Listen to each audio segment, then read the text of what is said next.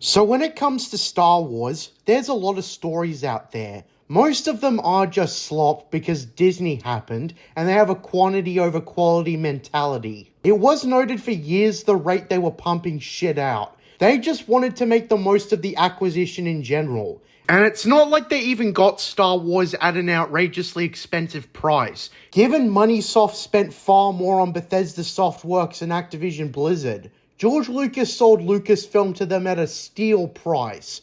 Anyways, point is, it seems that once in a full moon, you might actually get something from them that passes the quality baseline. Very few of the Disney stories feel like they were actually made out of a passion for Star Wars. It's mostly just a desire to turn Star Wars into ex-selfish writer's personal franchise, rather than sticking to what George Lucas established. Rebels, corporate animated slop on a budget. Resistance, crime against humanity. The Mandalorian, a filler-ridden padded waste of time. The Acolyte, don't even get me started again. Andor, the guy who made it doesn't even like Star Wars. I've tried to emphasize to the average person that what's actually quality content drastically changes when you read the comics and novels, not just watching the movies and TV shows. After all, aside from the Clone Wars, there never really was a real attempt at a full-length Star Wars show. Ewoks and droids were adequate for entertaining younger viewers, and the Clone Wars micro-series was acclaimed, yet it was too short to fit the criteria. Too often, I hear sweeping assertions that this is the best Star Wars content. The most recent cited example is Andor, and already people with a limited range are jumping the gun. I can most certainly say that Andor is nowhere close. I think I need to point out that when it comes to the best Star Wars content, none of the television shows fit the bill. Not the Clone Wars, not Andor, not any of them. Andor being the best Star Wars show means squat, because there was already a lack of quality control in the TV shows anyways, even before Disney came on board. I also don't think the movies fit the bill either, because while George Lucas is the foundation, and Star Wars at its purest, there's obviously a million other authors who applied their own touch to Star Wars and did phenomenal things with the material. They didn't match the authenticity, but their imitations were pretty great.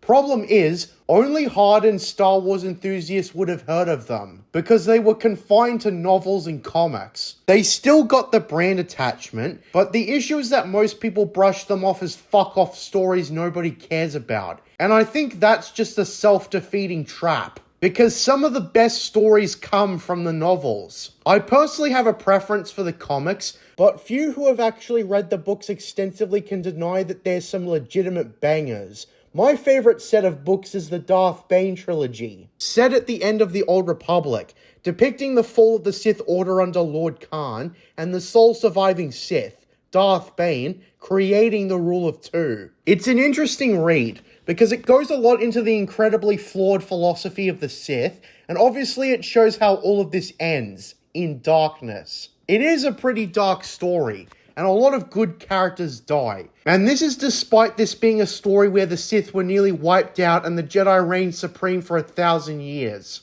Ultimately, Lord Hoth's sacrifice was not enough to destroy the Sith for good. And then there's the comics. My personal favorite being Star Wars Legacy, set at the very end of the Star Wars timeline, around over 100 years after the Battle of Endor, where Cade Skywalker, the last living descendant of the Skywalker family, is forced to confront the past and live up to his legacy, hence the title. Obviously, he doesn't want to initially, but it's about taking responsibility and playing the cards you're dealt, and it's a pretty practical message.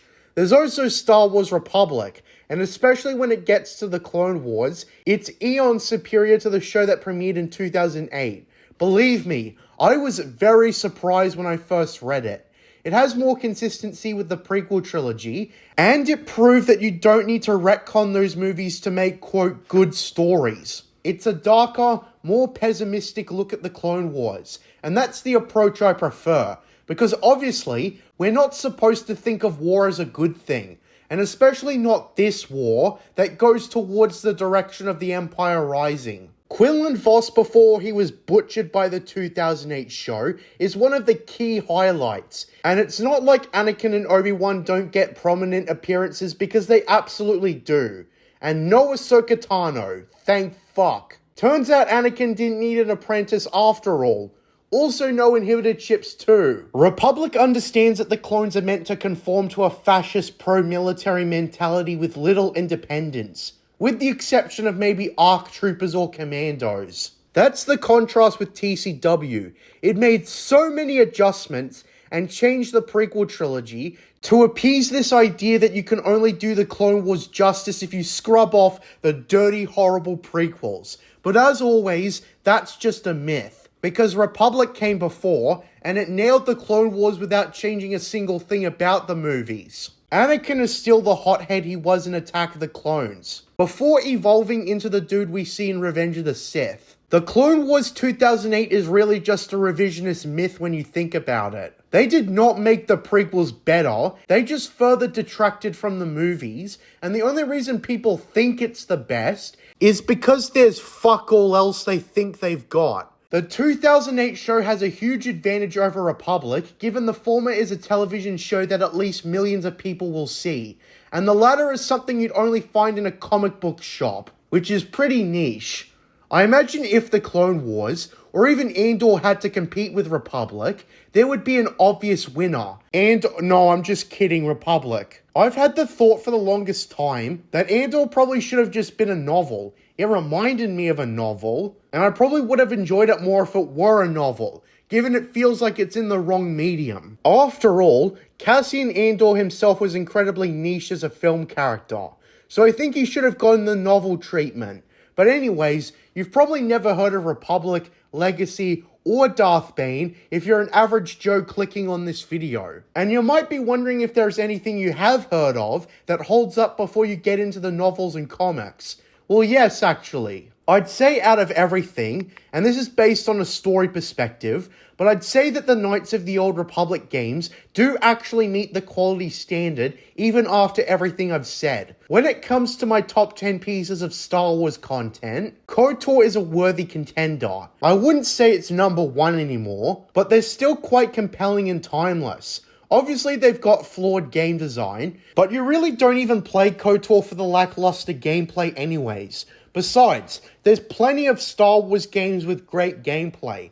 Try the Jedi Knight series. Dark Forces may be a mid-1990s first-person shooter, but I think it's probably one of the best I've ever played. And it made various improvements over the prime games in its genre, i.e. Wolfenstein 3D and Doom. Dark Forces 2 was a huge leap forward, and ambitious for its time, with live-action cutscenes that tell an impressionable, albeit simple story of Kyle Katarn rising to become a Jedi, and avenge his father against the evil Jarek. Mysteries of the Sith was an adequate expansion pack, and Jedi Outcast and Academy further improved the lightsaber combat. Aside from Battlefront, that's the sub-series I recommend for quality gameplay, even if the 5 games have shown their age somewhat. Each game has a dedicated modding community too, and I've seen custom levels for Dark Forces 1 and 2, which I'd like to make a video about someday. But point is, you can't go wrong with the classics. Obviously Dark Forces 1 and 2 are less accessible than modern games, but I think even with more primitive technology, they're incredibly innovative for their time, especially Dark Forces 2. This is all from a gameplay perspective, but compared to today's Star Wars games, Outlaws just doesn't even compare. It had an infinitely higher budget, and it doesn't even compare to the enjoyment you can get from these old, niche games. I'm also in the middle of reading the Shadows of the Empire novel, and so far, it's adding up to be one of my favorites. So even I'm discovering new things every day. And that's the thing. Going out of your way to improve your range will do you wonders. They'll make you scoff at, by comparison, lackluster shows like the Clone Wars and Andor.